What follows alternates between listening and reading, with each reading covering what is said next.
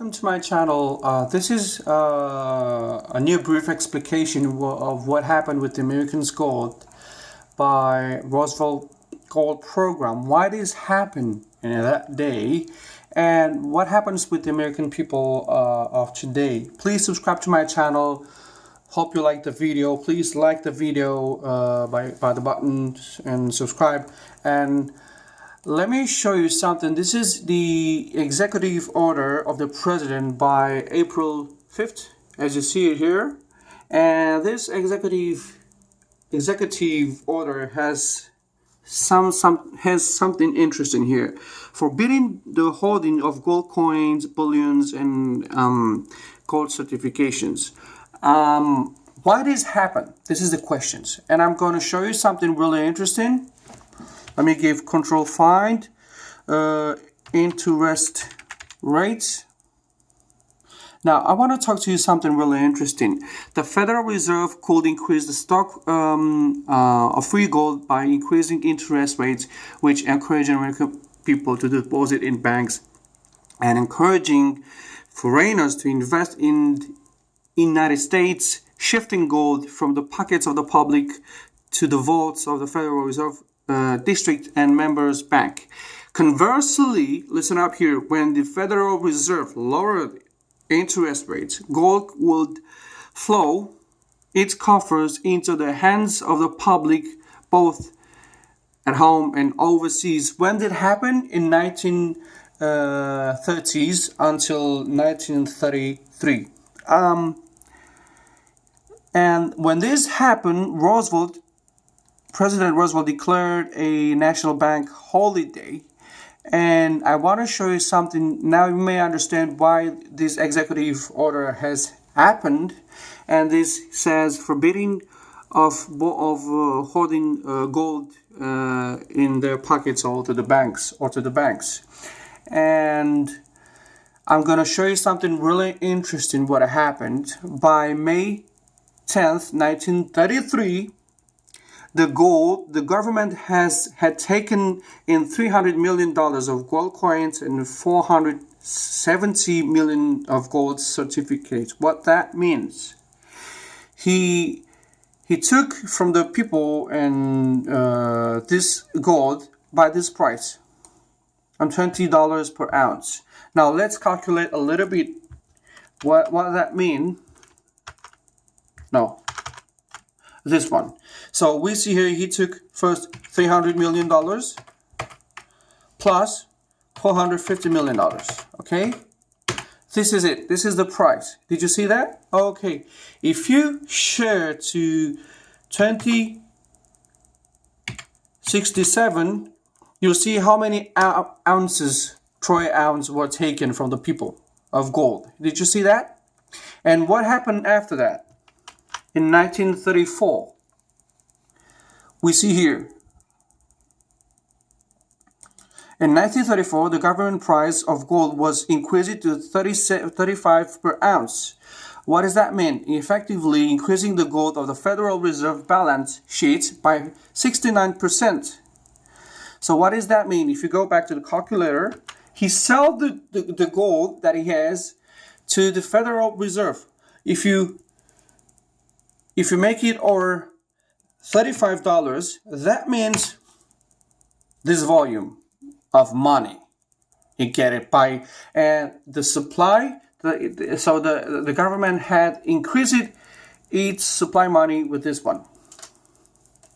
With this one, what you see here, okay, 1 billion in that years of the beginning of the century. Okay, I want to share with you something else. I want to bring you here on this website right here. It's not secure, of course, but I want to tell you something. This is the Visual Capitalism, a important website where it takes the information from the government and from the Federal Reserve. And I want to show you something what happened here, right here, okay? The deal with the deflation during the Great Depression, the United States suspended the gold standard. President Franklin signed executive order which criminalizes the possession of gold. That means was taken by force for the American people because of the interest rates of the Federal Reserve. And by no longer allowing gold to be legally redeemed, 2 months after the executive order 6,102 no longer redeemed, this removes a major constraint on the Federal Reserve. Please pay attention to this one. This removes a major constraint of the Federal Reserve, which can now control the money supply. So who issues the money supply for the government? Through Treasury? Federal Reserve.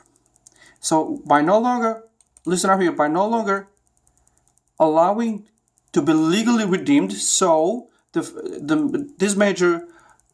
removes a major constraint on Federal Reserve, which can now control the money supply. Who has the money supply? In your hands, Federal Reserve. So that means they can control the prices, they can control anything now. And we can start to understand why the purchasing power was taken from you slowly but very strong. Here it is. What worth $100 in 1930 when Federal Reserve was created? This one. Okay? This is it. Okay? This is what happened in 1933. This is what happened in 1973. This is what happened now, in nowadays.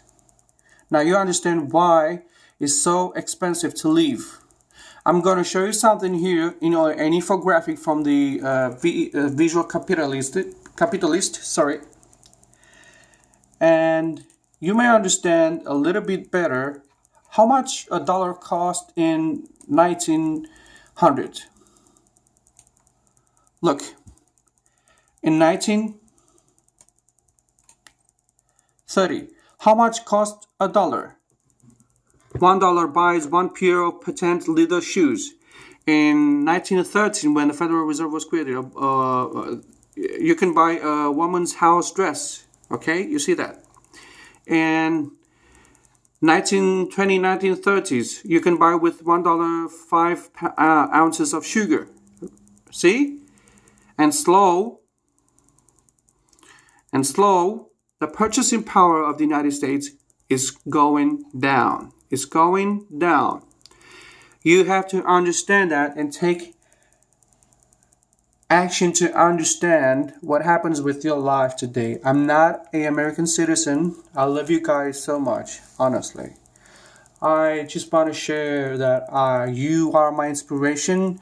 And this is one of the reasons that I want to show you this one. What you can buy now with $1 in 2019, in 2010 and 19, a song over the iTunes. This is the money supply, okay? As you have a backup for the dollar to be supported, okay, in gold, you will always be obligated to bring more money supply in federal votes and outside of the country. In many countries, more than 190 countries has the currency of the dollars in their bank accounts. So sorry for my English, it's not a good English, but I hope you understand what I'm saying here. You will see this links, this website on the YouTube channel down below. Please subscribe to my channel, like it, and don't forget to share with the other people to see what really happened with the Americans' gold. Bye. Hope to see you again. Bye.